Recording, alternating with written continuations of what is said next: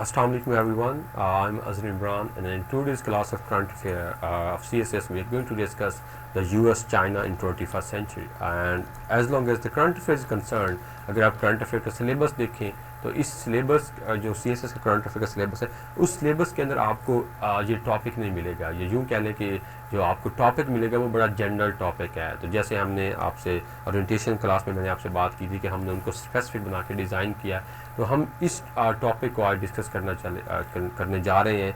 और ये वो टॉपिक है जो बहुत ही कम स्टूडेंट्स को पढ़ाया जाता है सीएसएस के इंस्टीट्यूट्स के अंदर अनफॉर्चुनेटली. और ये बड़ा इंपॉर्टेंट टॉपिक अगर आप देखें तो पिछले कुछ सालों में इस टॉपिक के ऊपर बहुत ज़्यादा जो है वो क्वेश्चंस आ चुके हैं. 21st सेंचुरी के अंदर जो अमेरिका की पावर को चैलेंजेस हैं या जो लिबरल वर्ल्ड ऑर्डर को चैलेंज ना सिर्फ क्वेश्चन करंट अफेयर में आए हैं बल्कि ऐसे में भी आ चुके हैं. तो लेट्स डिस्कस दिस टॉपिक और ब्रीफली इसका मैं आपको इंट्रोडक्शन बताता हूं और फिर हम देखते हैं कि यूएस चाइना 21st सेंचुरी से मुराद क्या है और क्या क्या चैलेंजेस हैं अमेरिकन पावर को 21st सेंचुरी में चाइना के राइज के साथ, और क्या चाइना चैलेंज पोज कर रहा है, उस चैलेंज की नेचर क्या है और वो चैलेंज क्यों अमेरिका के लिए चैलेंज और अमेरिका का उसके बारे में रिस्पांस या रिएक्शन क्या है, और हाउ ये जो कन्फ्लिक्ट है दुनिया की दो सुपर पावर्स के दरमियान, America as an America as a world super power and China as an emerging super power, ये कन्फ्लिक्ट किस तरह 21st सेंचुरी को इकोनॉमिकली, पोलिटिकली, मिलिटरली जो है जियो स्ट्रेटजिकली जो इम्पैक्ट करेगा. So when we talk about the US China in 21st century, that would mean that which state would continue or will play the role of leader in 21st century of world politics and world economy. 21वीं सदी के अंदर कौन सा मुल्क जो है US, जो 20वीं सदी के मिड में 1945 के बाद वर्ल्ड वॉर 2 के बाद दुनिया का सुपर पावर बना, क्या जो यूएस है वो ही 21वीं सदी में दुनिया की सुपर पावर रहेगा, या जो चाइना है वो अमेरिका को ओवरटेक करेगा 21वीं सदी के अंदर as a world super power. अगर चाइना जो है वो 21वीं सदी में अमेरिका को टेक ओवर करता है एज ए सुपर पावर, तो फिर चाइना किस तरह का वर्ल्ड ऑर्डर लेके आएगा. क्योंकि अगर हम तारीख का मुशाहिदा करें या मुताला करें तो if we look at the history of international affairs and international history, तो दुनिया के अंदर जितनी भी सुपर पावर्स आई हैं वो अपना एक वर्ल्ड ऑर्डर लेके आती हैं. एक और वर्ल्ड ऑर्डर से मुराद है एक अपना पॉलिटिकल सिस्टम, एक अपना इकोनॉमिक सिस्टम, एक अपना सोशल एंड कल्चरल सिस्टम, एक आइडियोलॉजिकल सिस्टम, और उसकी बुनियाद पे वो दुनिया को गवर्न करती हैं जिसको वो इंटरनेशनल लॉ की सूरत में इम्प्लीमेंट करती हैं. तो अमेरिका जब आया वर्ल्ड वॉर 2 के बाद, 20वीं सदी के मिड में वर्ल्ड वॉर 2 के बाद, तो अमेरिका एक अपना आइडियोलॉजिकल वर्ल्ड ऑर्डर लेके आया और उस वर्ल्ड ऑर्डर को आप कहते हैं लिबरल वर्ल्ड ऑर्डर. अब वो जो लिबरल वर्ल्ड ऑर्डर है 21st सेंचुरी के अंदर वो अंडर थ्रेट है, ये चैलेंज है. बहुत से स्कॉलर्स, एक्सपर्ट्स और एनालिस्ट जो है इंटरनेशनल अफेयर्स के वो ये कह रहे हैं कि वो जो लिबरल वर्ल्ड ऑर्डर है it is under threat and it is under facing multiple challenges, and those multiple challenges are coming from rise of China, rise of East, rise of Asia, re-emergence of Russia and other superpowers and regional powers emerging in the form of India and Turkey and Malaysia and South Korea and Australia. तो इन super powers के emerge होने के बाद जो America का 20वीं सदी में status था as a world super power, दुनिया की सबसे बड़ी ताकत के तौर पे वो जो है वो चैलेंज होता हुआ नजर आ रहा है. तो ये है बैकग्राउंड, ये है वो introduction. Let's look at what we are going to discuss in this topic. First is the introduction, the second is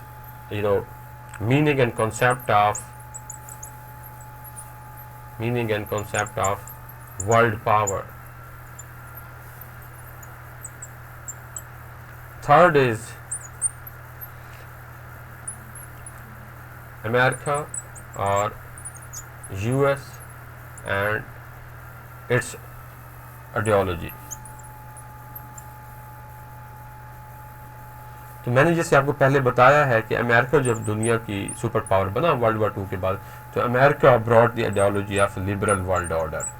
so we will look at what was liberal and what is liberal world order and how it is under threat in 21st century liberal world order.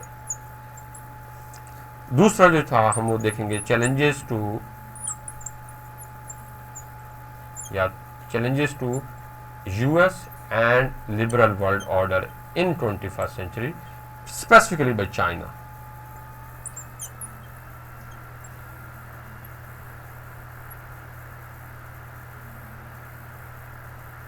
21st century.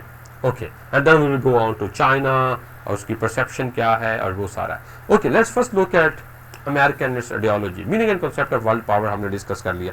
جب ہم super power کی بات کرتے ہیں یا world power کی بات کرتے ہیں یا meaning and concept of world power کے سپر پاور کی بات کرتے ہیں تو براڈلی اسپیکنگ اس سے مراد ہوتا ہے کہ کوئی بھی دنیا کا ایک ملک یا اسٹیٹ جس کے پاس اتنی اسٹیٹ کیپیسٹی ہو، اتنا اسٹیٹ پاور ہو کہ وہ اس دنیا کے اندر جو ہے جو کرنا چاہے وہ کر سکے. دا کیپیسٹی اور capability of a state to implement its ideology or achieve its objective or influence the other states and their policies to influence their policies and to the extent that what a superpower wants those states to follow, they should follow. کہ آپ کی state کے پاس اتنی طاقت ہوتی ہے کہ آپ ان تمام ملکوں کو انفلوئنس کرتے ہیں دنیا کے کہ وہ آپ کی پالیسیز کو پرسو کریں یا آپ کے آئیڈیاز کو پرسو کریں اور اس کے ذریعے پھر آپ اپنے آبجیکٹیو اور اپنی آئیڈیالوجی کو امپلیمنٹ کرتے ہیں اور اچیو کرتے ہیں.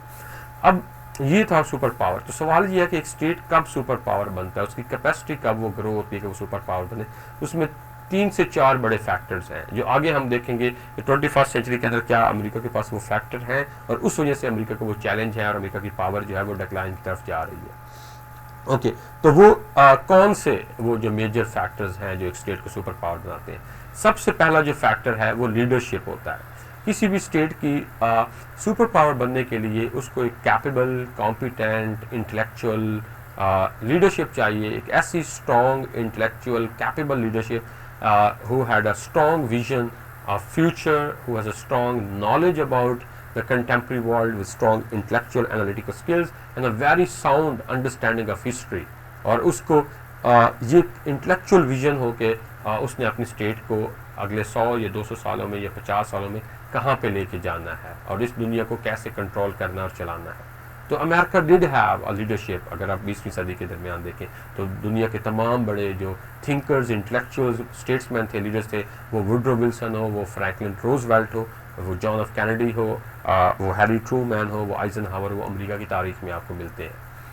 دوسری جو سب سے بڑی اور سب سے پرہیپس موسٹ امپورٹنٹ یا سب سے پاورفل چیز جو کسی بھی اسٹیٹ کی سپر پاور کے لیے بننے کی ضروری ہوتی ہے وہ ہوتی ہے اس کی اکنامک پاور. اور اکنامک پاور کے اندر آتی ہے اس کی انڈسٹریلائزیشن، اس کی scientific technology and research and development.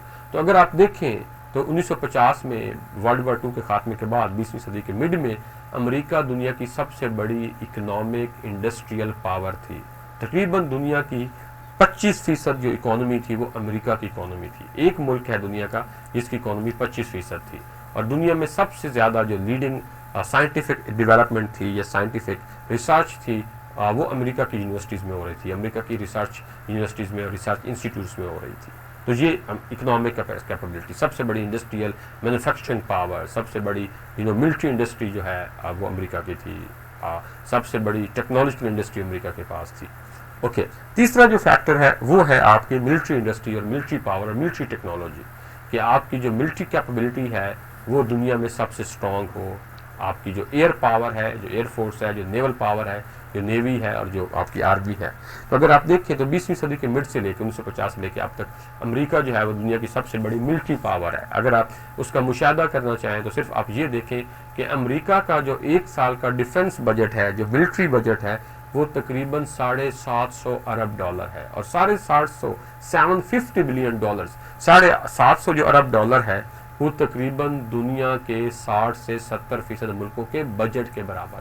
سو امریکہ کا صرف فوجی یا ڈیفنس بجٹ 1 سال کا دنیا کے 60 سے 70% ملک. تو اس کا مطلب ہے کہ اس کے پاس اتنی ملٹری فائنینشیل پاور ہے کہ دنیا کے اندر جہاں پہ بھی کوئی وار کرنا چاہے، ملٹری انٹرونشن کرنا چاہے، ملٹری لانچنگ کرنا چاہے وہ کر سکتا ہے. اس کے پاس دنیا کے سب سے زیادہ فائٹر جیٹس ہیں، سب سے زیادہ جو ہے وہ ویپنز ہیں، سب سے زیادہ جو میزلز ہیں، سب سے زیادہ جو ہیں. بلکہ امریکہ جو ہے وہ دنیا کے صرف 2 سے 3 ملکوں میں شامل ہے جس کے پاس ایئر کرافٹ کیریئر بھی ہیں. اور آپ کو پتہ ہے ایئر کرافٹ کیریئر جو ہیں وہ ہوتے ہیں جو سمندر کے اندر آپ کے فائٹر جیٹس کو ایک سے دوسری جگہ ٹرانسفر کرتے ہیں.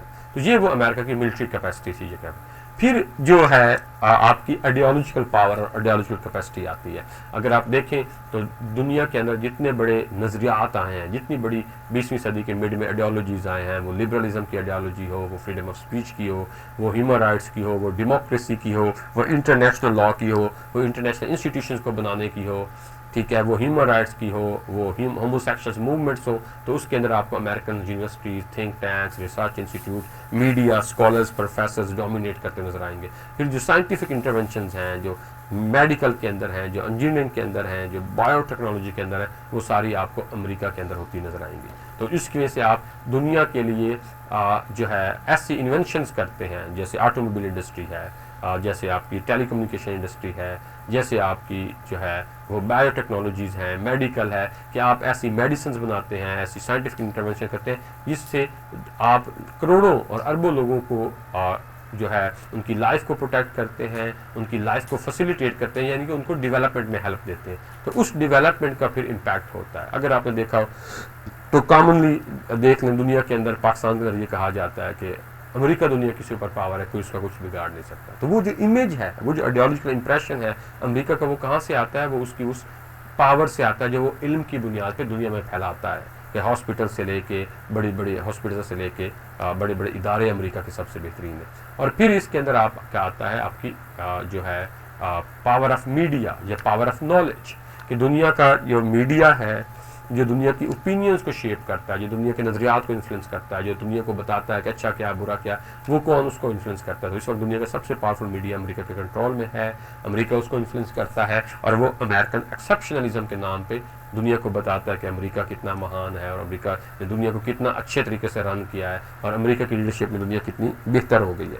تو یہ وہ لیڈرشپ کیپبلٹیز ہیں. اور امریکہ نے یہ تمام جو پرنسپلز تھے وہ 1945 کے بعد دنیا میں امپلیمنٹ کرنا شروع کیے، اور ایک آرڈر دیا دنیا کو چلانے کا، ایک ورلڈ آرڈر دیا، ایک آئیڈیالوجی دی. اس کو ہم کہتے ہیں لبرل ورلڈ آرڈر. اور وہ جو لبرل ورلڈ آرڈر تھا وہ کیا تھا، اور what was that and what is that, اور اس لبرل ورلڈ آرڈر کو 21 سینچری کے اندر چیلنجز کیا ہیں.